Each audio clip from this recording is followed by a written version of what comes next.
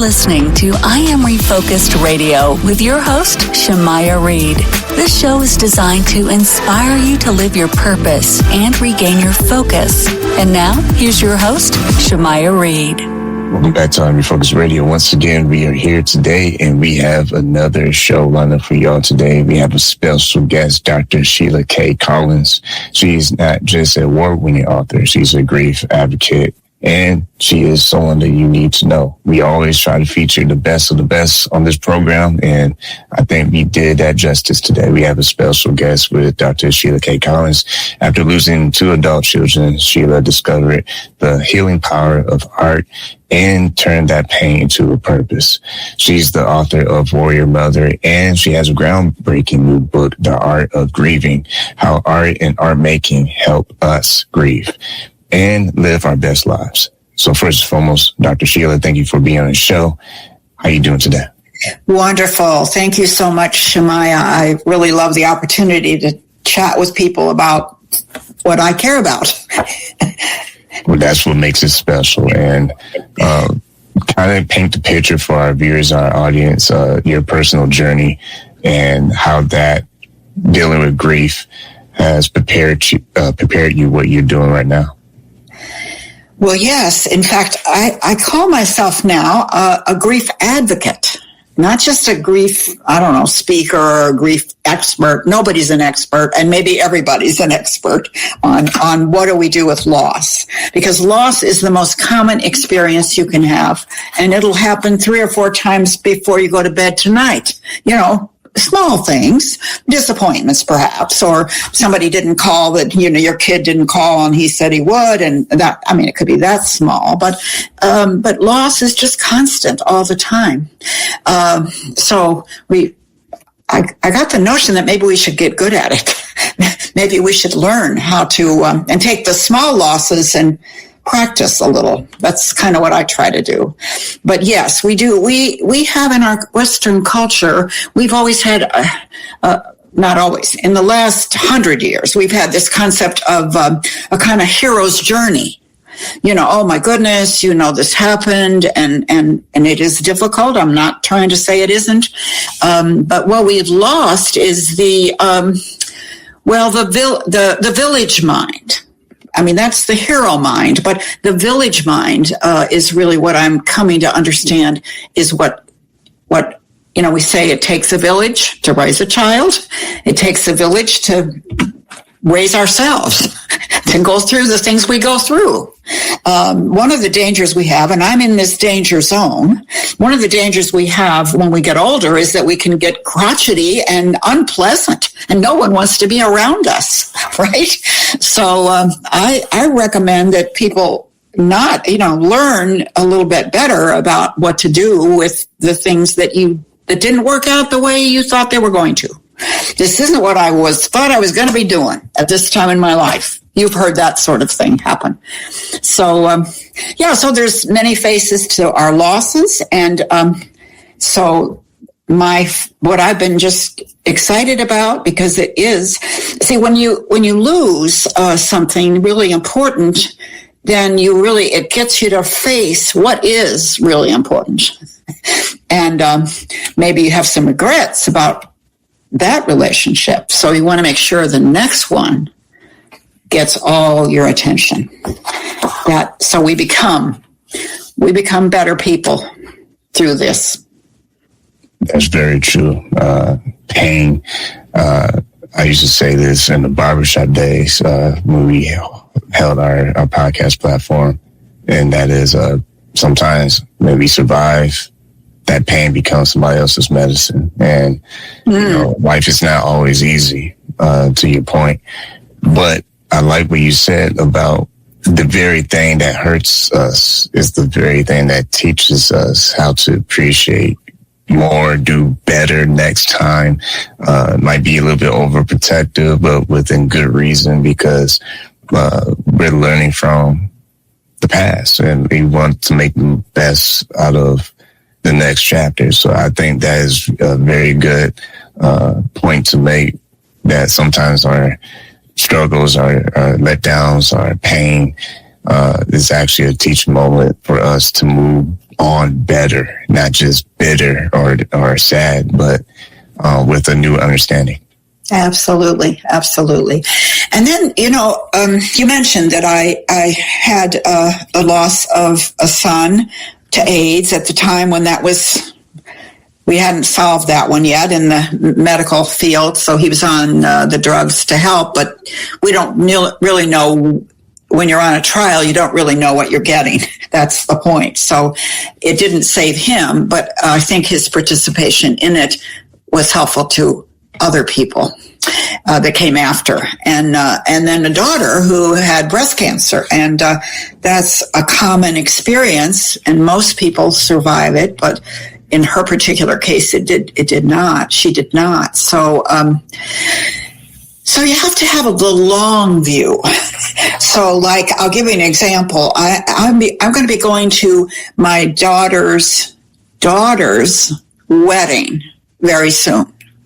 And I have this incredible gift to give to her, which she doesn't know about yet. So I hope she's not going to listen to this. But the gift I'm going to give her is a gift that her mother gave me.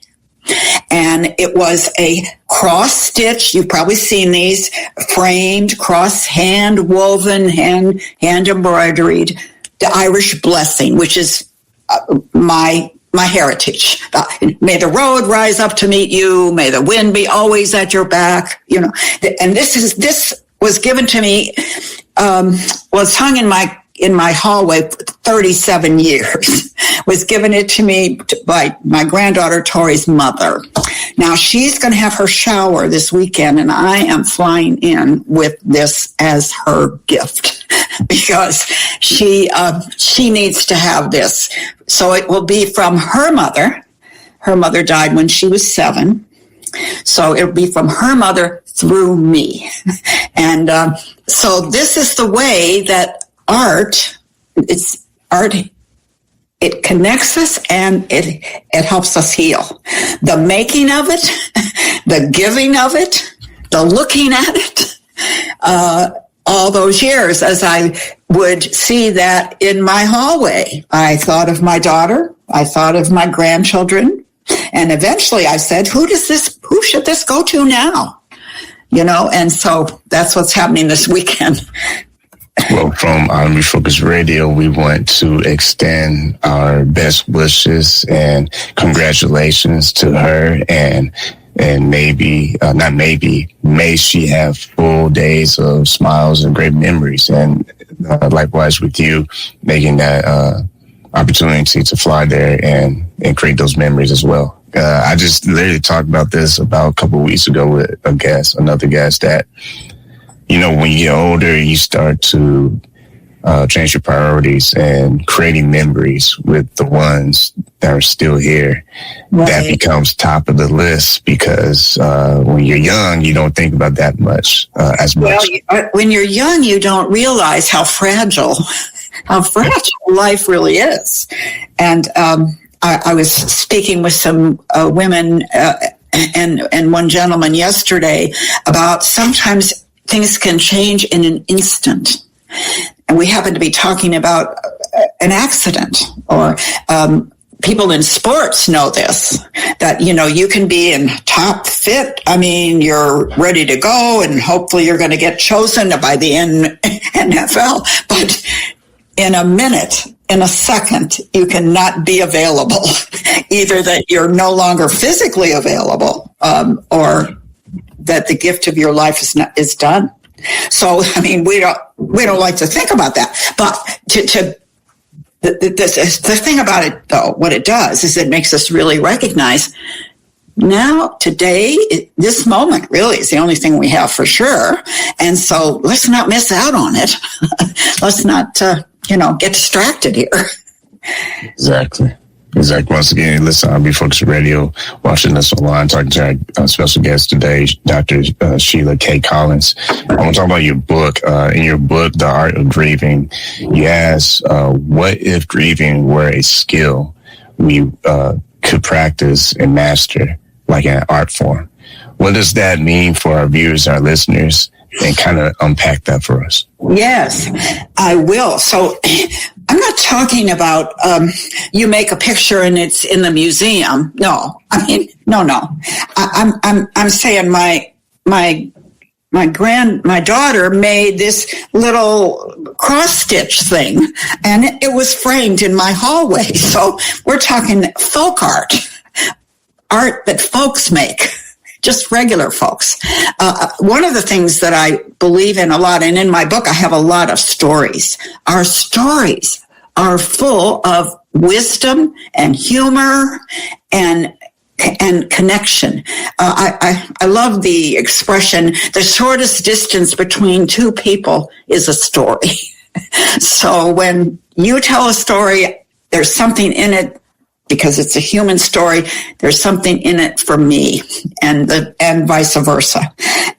So storytelling is one of the forms that I talk a lot about. It helps us to make meaning. It helps us to find truth, where you hear it hit in this way, and you hear it from someone else. You hear it from someone else. It starts to make a very big impact. So storytelling is one. Music. Now, music is the most researched of how it changes our brain. Music has rhythm, so it gives order to disorder. One of the things that I recognized, I interviewed people for whom music is so like a medicine, and so they taught me a lot about it. And one of the things that just I love is the notion that, in music, you have a sort of, turmoil sometimes, you might say, da da da da da da da da, and then it goes, da dum, da dum, and that is a resolution. There's a finish. Now, it's not forever. It's just for now there's going to be another turmoil, and then there's going to be another resolution. So that notion, even we can feel it in our bodies, we can hear it in the sound of it, and how satisfying it is when it da-dum. That's it. So for now, so sort of episodically, we're vibratory beings, and so it gets to us. It's also, though, you have to be careful or recognize, sometimes we hear music and it takes us to a memory. It might be a memory you're not really wanting to go there, but too bad, you're already there. So to recognize that the music is part of what we call grief bursts sometimes. And see, the other thing that we had some misunderstandings about how grief really works. We kind of thought of it like it was a stair step that you kind of climb, and then you get to the, you have these different feelings, then you get to the top, you dust your hands off, you say, okay, well, that's it. Except that's not it. That's not it at all. And so nobody does that. But if you think you're supposed to, you're kind of feel bad about yourself, or you feel bad about grandma who she's still kind of meandering around here about something. So, that processing, fortunately, music is one of the big things that can help us. There's music, people, when they work out, they don't have dirge music, slow and it's uptime, right? Time for uptime. So we can really do so much good for ourselves and for other people just with using music. And then my favorite, of course, is dance. I started out life as a dancer, and I have insisted stubbornly to keep dancing. So I have to say that it keeps me healthy, it keeps me invigorated, it keeps me caring about taking care of myself, because like I said, you trip, you're done for at least a while till you mend whatever it was you injured, right? So it helps me to realize how precious it is to be in this body, and I'm going to take care of it. And speaking of dancing, I read in your portfolio, if you will, online, that you danced at your son's funeral. Yes. Tell us about that story. How did that moment come about, and how that turned out for you? Well, Shemai, I have to say, I really hadn't ever heard of anybody dancing at a funeral, although, there are different customs in different cultures. But I had been with my best friend when she was dying, and it took her 16 days. She said to me, "This is taking longer than I thought." What, does it seem that way to you?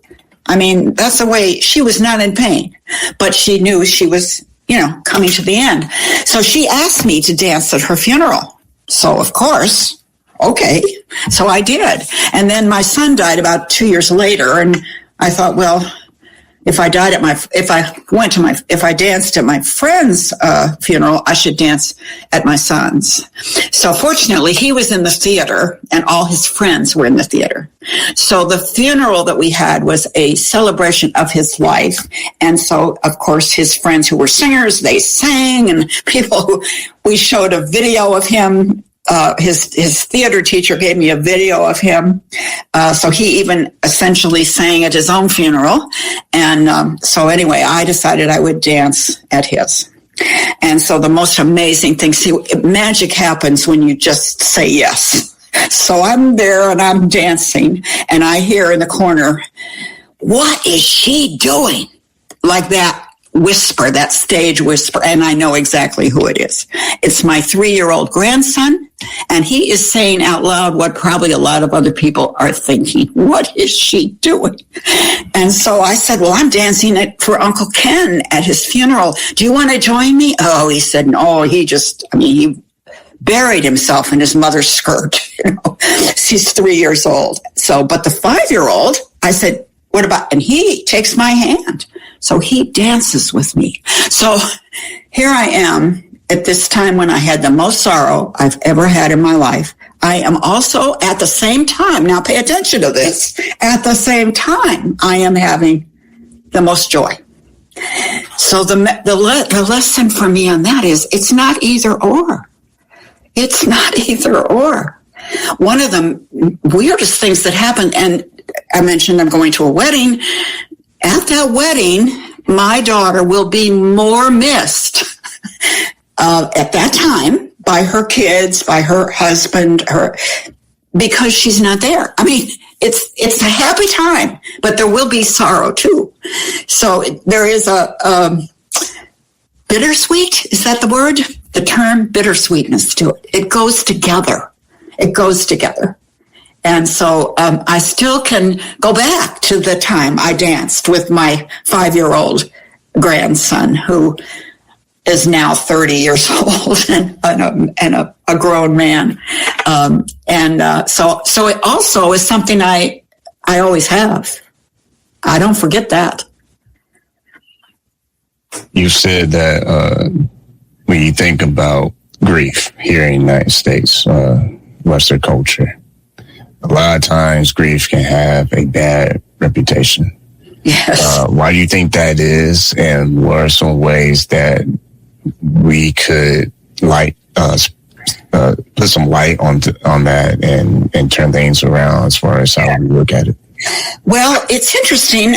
One of the things is I learned it because after I did Warrior Mother, the book Warrior Mother was a memoir of our family and the story of my daughter and my son and what it was that we did to help ourselves and how people and the gifts that we had. And to be truthful, the part that I wanted to tell was the good stuff, and it's connected to the bad stuff. I mean, you don't need people to come to your house and bring dinner 3 nights a week for 2 years. You don't, if everything's okay, right? So, but the fact that people did that, her children grew up in this community of love and running to the front door to see who's coming and what they're bringing. At, again, a time that was very, very tough and difficult for that family.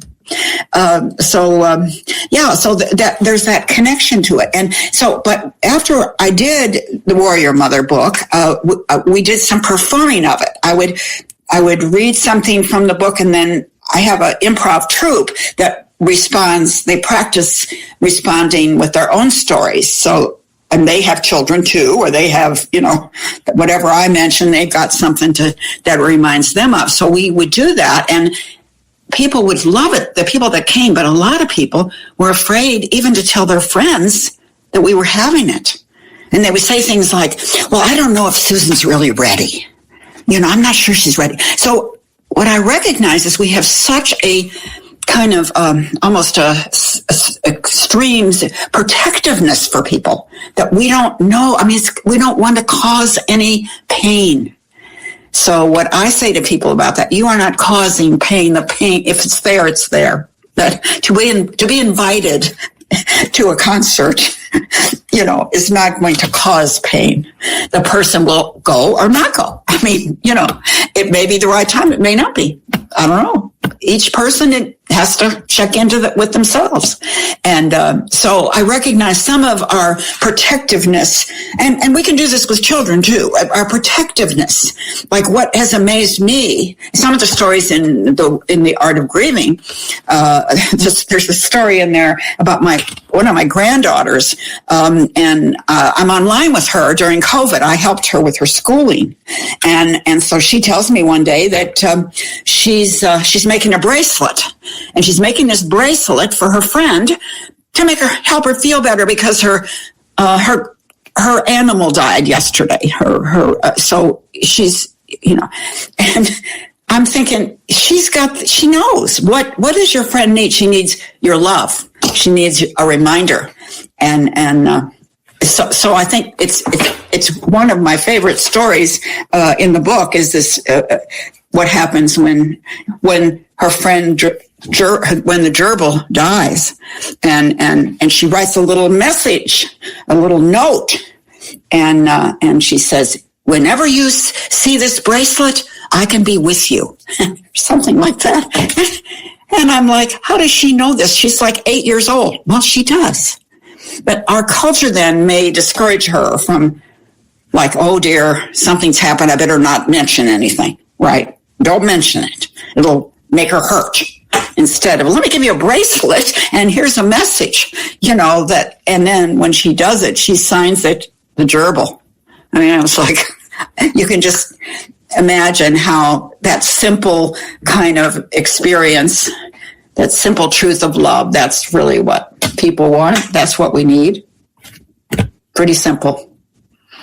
And exploring that type of support that she offered her friend, for those who are listening and watching us right now, and they may know someone, a loved one that is currently grieving, what are some best, I would say best, what are some okay ways to support your loved ones without feeling that they're overbearing or insensitive to their space, of course?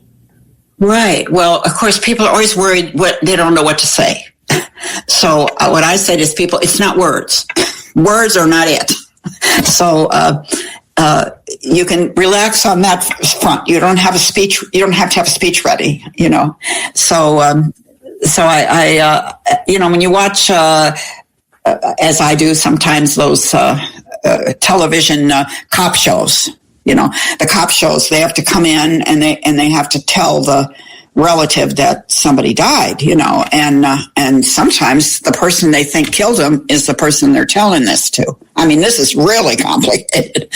But they are human beings, and this is a human being. And so they tell them and they say, I'm very sorry for your loss, which anybody can say that. And it's true. I'm sorry for your loss. And of course, the policeman might be thinking, and I'm hoping you're not the one that caused it. But they don't say that then. It's, So, but that's the part. We get so dedicated to the notion that we have to perform in some wonderful way. Mostly what we need to do is listen. So one of the things that people can say is, tell me about your sister. Tell me about your sister. And the person, I can almost guarantee you, wants to talk about their sister. They want to tell you about their sister at that time. So we're just making ourselves available. and maybe the person wants to go for a walk or to the pub for a drink, or maybe they just need, let them decide what they need. Let them, and just checking up on people, just checking up, especially afterwards. The other day I was online with somebody and he said that there was a woman in their community that, when COVID hit, she started this group online where they played board games online. And it's been going on for 6-7 years now. So she died the other day. And he said, now I know she wasn't our mother or father or child, she wasn't close, but there's a hole in our lives right now because she's the one that put this all together. So he said, what I'm going to do is I'm going to just reach out to people. Say, how are you doing with Susan, Susan leaving us here? What are your thoughts? Or just give them a chance to vent if they want to, And also, it's saying that I'm here with you. I'm here for you. I'm here. Once again, being listening on Refocus Radio and watching us online, talking to our special guest today, Dr. Sheila K. Collins.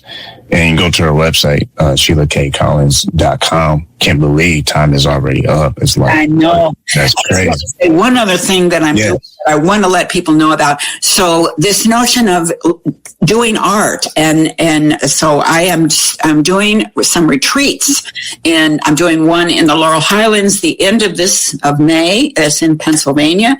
October, I'm doing one in Santa Fe, New Mexico. And what we're doing is partnering with, we're taking our stories, and telling the stories to each other, but we're also connecting with art teachers. So we'll do watercolors, we'll do